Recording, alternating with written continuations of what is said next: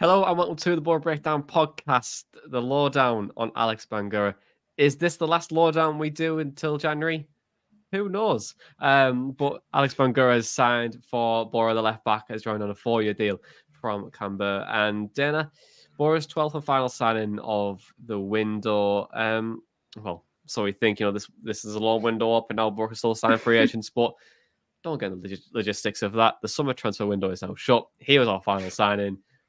What can you tell us about Alex Bangura? Yeah, so Alex Bangura is 24 years old. He is a Sierra Leone international. He's been capped 5 times by his country. Canberra picked Bangura up from Feyenoord's academy in 2018, and he was given the captain's armband at a point last season. He actually used to be a left winger, which is very interesting because that definitely profiles with Lucas Engel too, who used to be a left winger and then moved further back to become a modern day fullback. But he's very quick, very attack minded. He was ranked 4th for progressive runs amongst Eredivisie fullbacks last season, 2.76 per 90. So he is someone that will travel with the ball, and he's someone that will travel with the ball at speed too, ranking 3rd for accelerations per 90. When I was watching him, I did notice a lot of underlapping runs. He can overlap though, depending on where the winger is stationed in front of him. It is very interesting noting that, because I think it obviously also depends on Michael Carrick and how he wants Boro to approach their attacking play. I don't expect it to change too much from what we've seen and what we've discussed, Jonny, on the pod about our players inverting and coming in central. I think Bangura can provide that width, but I would have said that about Lucas Engel as well. And at the moment, he's not really doing so as much as certainly we thought he would. But he's very, very quick, very attack-minded. Defensively, his numbers don't really stack up or read very well, but I think you've got to factor in that Canberra were relegated from the Eredivisie last season. So they had a struggling campaign. But Bangura has kind of made it very known that he has wanted to leave Canberra. There's a general sense of, well, he's finished his chapter at the club and he's given them a lot, and therefore it's time for him to move on. And from what I saw on Twitter, their fans were very accepting of that. Obviously, you get a lot of bitterness sometimes when someone wants to move on. There probably is, but I just didn't see it. But there was one Eredivisie watcher that said he described him as a damn fast edge runner, which is a very interesting description. I think that means basically a fast wide player, explosive, technical, good offensively, worse defensively. It feels like his style of play could suit England. So yeah, he's actually a Chelsea fan as well. So he's wanted to play in England for a long time because he supported Chelsea. Maybe he has aspirations of playing for Chelsea. I do not know, but very interesting profile. And I think, I don't know about you, Jonny, he might end up being our first choice left back, but very interesting in terms of like generally how we're going to attack with him. Do you have any thoughts on having someone that frequently underlaps, especially in regards to our left-hand side?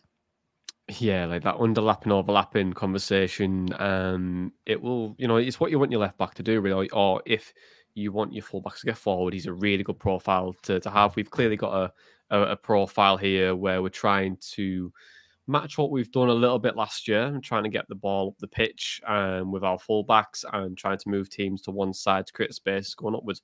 What was really interesting to me from what we're seeing about Alex Bangura and Canberra in general, that they're set up in a 4-2-4 shape in possession. They utilise the wing-backs to get forward, which matches what Boro are already doing this season. So there's a nice, interesting, like replica of formation there in terms of how we're trying to play out from the back. I don't really agree with how Boro are playing at the moment, that 4-2-4 shape. But, it's a player who's played that system or style before. In terms of how he can potentially play, my thoughts on the deal in general, I think it's a really good deal for us. And what it does do is creates competition for places. I think Engel's a really good profile. We just haven't utilised it yet. Can we do the same with Bangura? I think pace obviously does matters because you can do recovery runs if need be.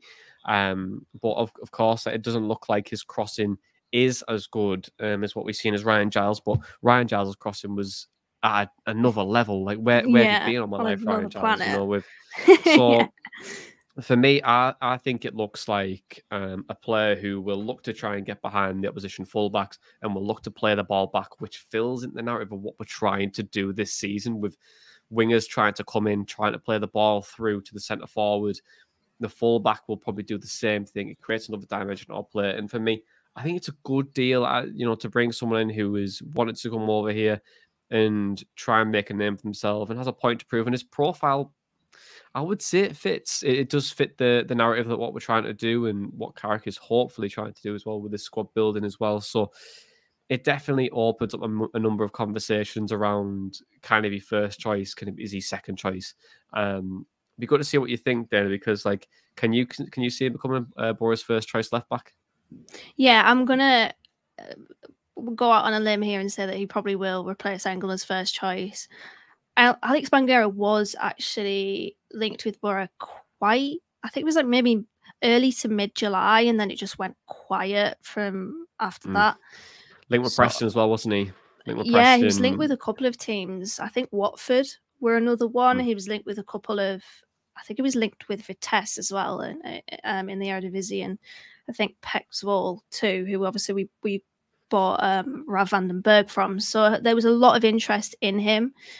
Glad that obviously Boro have managed to land him, because I do think he's a good player in terms of, again, just that pace, the ball carrying ability, having that overlapping, underlapping ability. I think in regards to that, the system that Boro are implementing at the moment, it can work. It just needs that width, and it depends on who is playing on that left-hand side, because you do see Riley McGree coming central. I think that's one thing that is an absolute dead cert, that if Riley McGree is in that team playing on that left-hand side, he's going to come into those central areas.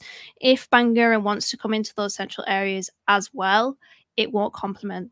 They'll be attacking each other's spaces. So I think whoever we play on the left is going to be interesting, but also how we're going to actually allow Bangura and Engel to play is going to be just as interesting. So I'm liking the deal. I'm liking the look of him. And he just seems like a really nice guy as well. Like, his interview was just really, really good. I actually walked past him after the game against QPR. I was talking to Kai, QPR's defender. And I don't know, there's just this radiance about him, actually. Like a very fleeting, like not even in an interaction. I just literally walked past him. But he just looks like a very happy guy, a really good character for the good in the dressing room. And yeah, I think thumbs up for me from this signing. I don't know what it was, but in his like interview as well about being happy to be here, it kind of reminded me a little bit of Sam Obisanya from Ted Lasso. The profile, it's like, you are just such a lovable person, like good vibes. Like Sam Obisanya is. So yeah, really good vibes, isn't it? And hashtag bangs, I think he puts on his Instagram. His Instagram, by the way, had one hell of a little photo carousel going on. I don't know who created that, but oh my God, give your graphic designer a raise, because it was insane. It had a video in it, Johnny. It had a video in it. It was amazing. Oh, that's nice. So congrats to having a nice Instagram post, I guess. But yeah, what I was going to say is that I could open up an opportunity for Boro to maybe flip Bangura and Engel in the wing position. If we need players to stay out wide, Engel was a winger, Bangura has been a winger in the past, so they've got the ability to play out there and whip a ball into the box. Also our new signings aren't left-footed. It's only Ryan McGree that is. McGree can play across any of that front line.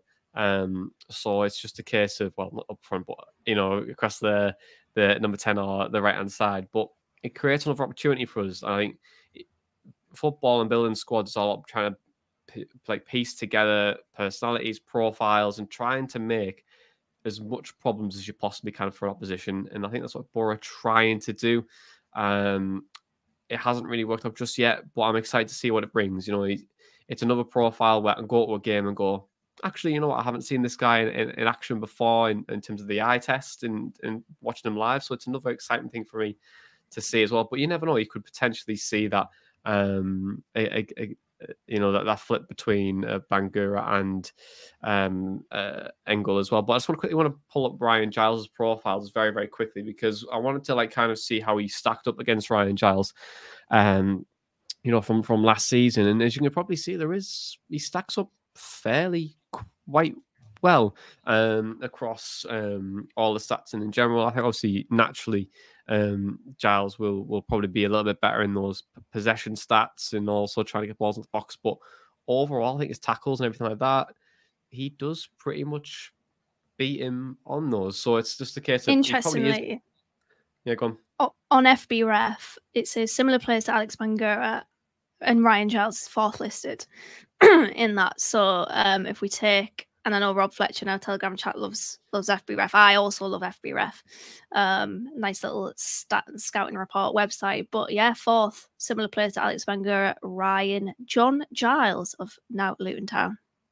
Well, there you go. You see, so let's move on down to the final part of the lowdowns, the favourite part, the bit where everyone goes, this signing is X out of 5. This is how good they're going to be. So there's a lot of weight on your shoulders right now. It's the last one that we can do at the summer transfer window. So how would you rate the Alex Bangura signing out of 5? I'm going to go on with a 4. I think there is definitely potential in him, and also I think he can deliver in the present, provided that he is allowed to, much like with Lucas Engel. Just want to see generally Boro's left fullback getting up the pitch a little bit more and providing that width if we are going to play with the system that we have at the moment. So yeah, very happy with it. I like what he can bring with his pace and his ball carrying, because I think that ball carrying will get him into dangerous areas where maybe he can punt the ball back from the back line. I really do like that attribute of Boro's wide play, and I want to see it more often. So yeah, I'm going to say a 4. Okay.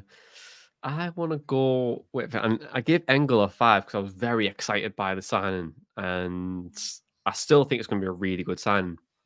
I'm excited by Bangura, but I don't want to be burnt by left backs. So I'm going to drop it down a notch and just go a 4, but excites me. It's exciting transfer. You know, who would have thought left backs would be the most exciting position for us in like a couple of years ago? But here we are. I think it's an exciting transfer, a lot of potential, like these players, like the 11 lowdowns we've done, because we did 2 in 1. All these signings that we've had have had potential to some extent. And, you know, it's just a thought of, it's just a case now of, well, let's unlock that now. Let's unlock the potential and see how quickly we can get these guys up to speed.